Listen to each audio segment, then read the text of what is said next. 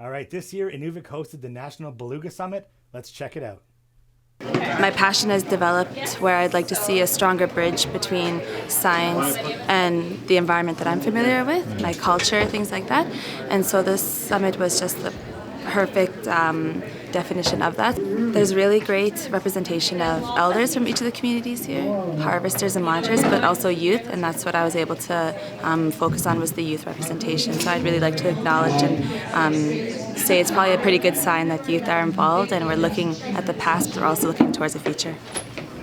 I think we're here mainly to share our knowledge with how we prepare muktak and how we do our hunting, because like they say, it's different from community to community. What do you like about beluga hunting? It's fun. Yeah.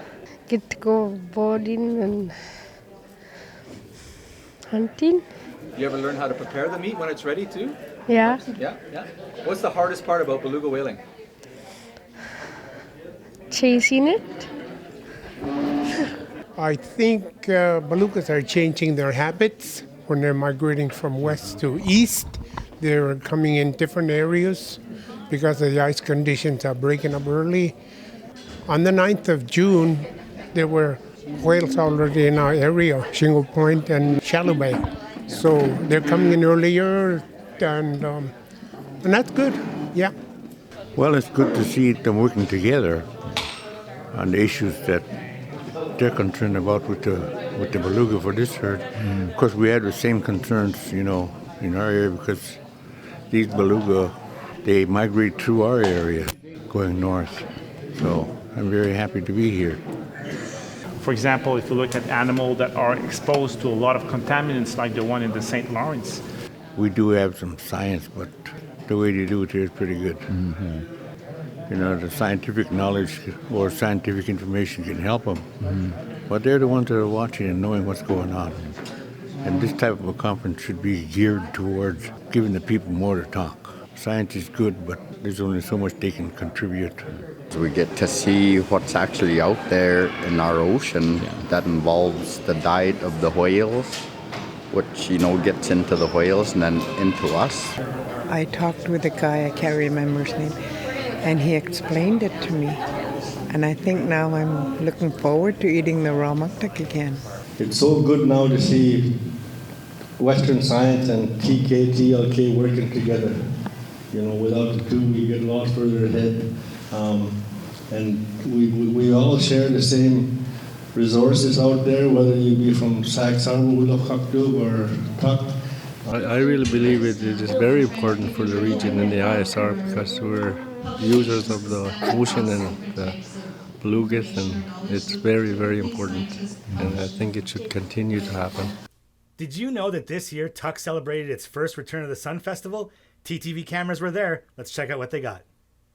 Sikanik Numavia Kidijabitput. As the sun rises, we gather together. We only have events like the Beluga Jamboree in the spring and April, and then the music festival in the fall and August. So we wanted to do something. It's a long wait, so we figured, welcome back to sun.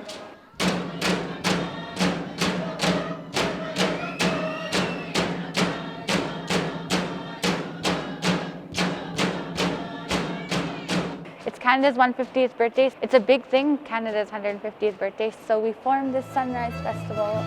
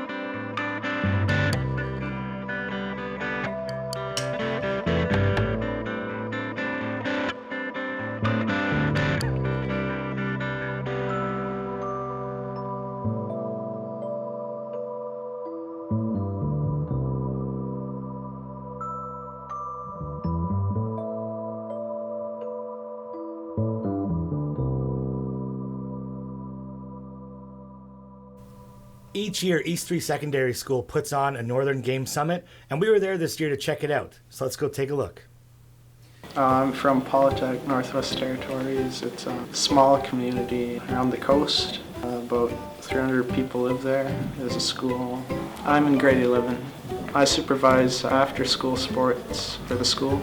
We go out and land all the time in Polytech. Springtime is the best time to go out around Polytech. Snowmobiles, boats, quads. Yeah, it's a nice place to live here. It's pretty fun.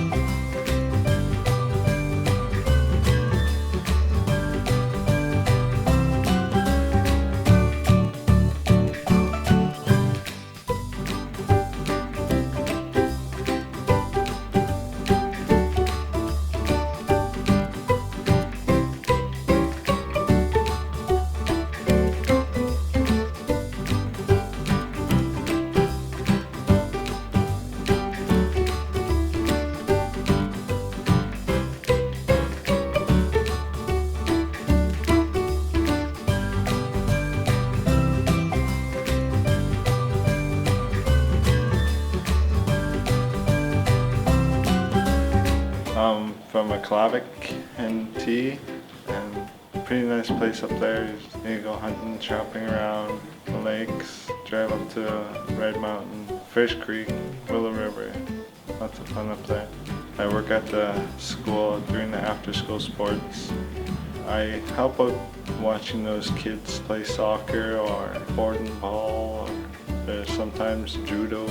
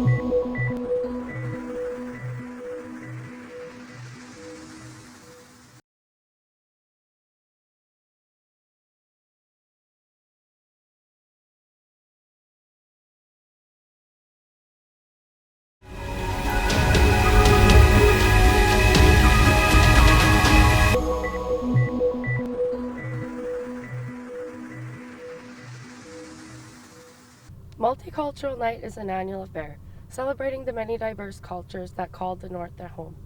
The night features dance and performances from both local groups and other groups from around the world.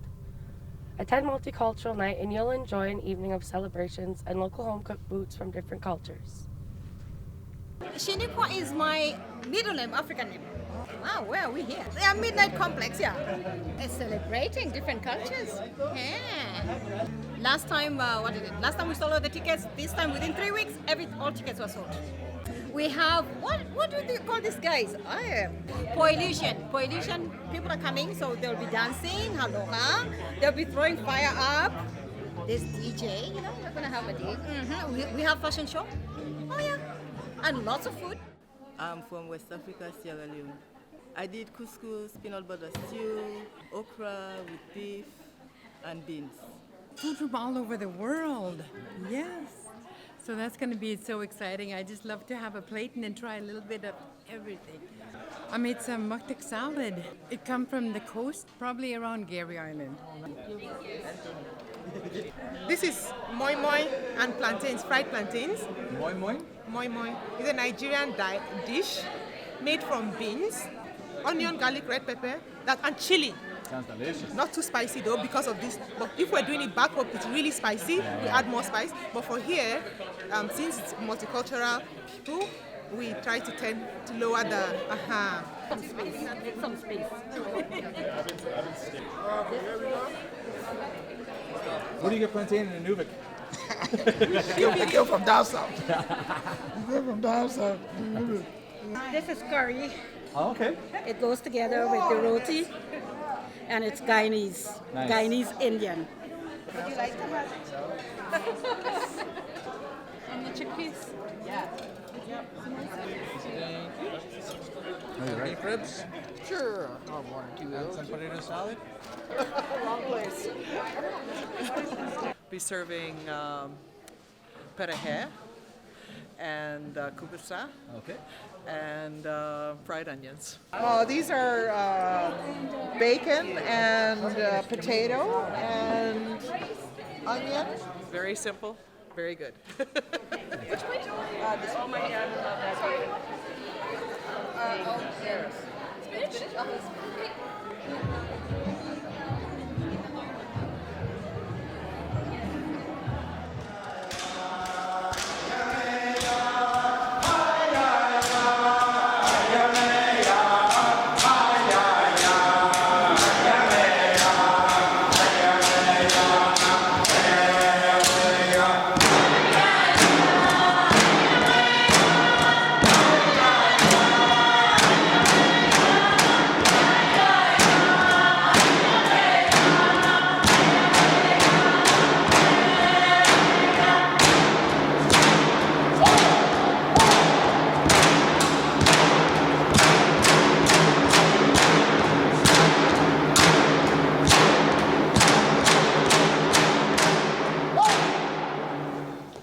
Our youth group for the drum dance group is pretty big. Yeah, there wasn't too many today, but there's about 30 kids probably. Sometimes, some nights we have up to 50 kids that come out. They have an interest in it. Yeah. They see it as important. I think they enjoy it because it's fun. Yeah. They see a chance to keep their culture alive, part of their language.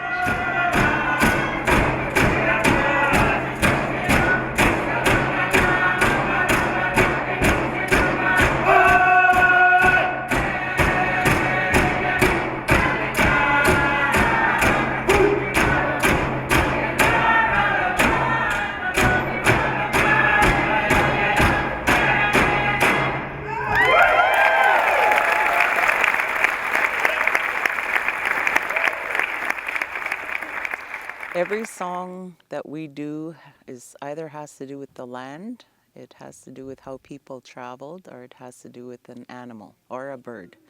And the words that come along with it show how they lived or what they do, what they eat, and right up to one that's called Gumiglugi, where you have ducks that are in a lake and they're fluffing their feathers and ready to fly.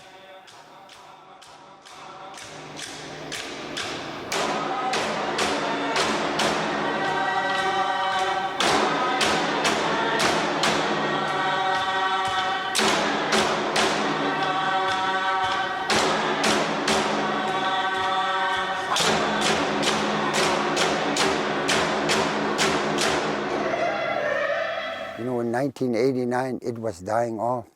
But through the Inuvialuit Regional Corporation and Cultural and Communications of Canada, they funded money for it to go on and on, for us younger people to do the performances and everything. And now that the elders have passed on, if we, don't keep it up with our generation now, it'll slowly die off. But to keep it going, we have to teach it's most important to teach our younger generation to keep it going. When we'll never be here.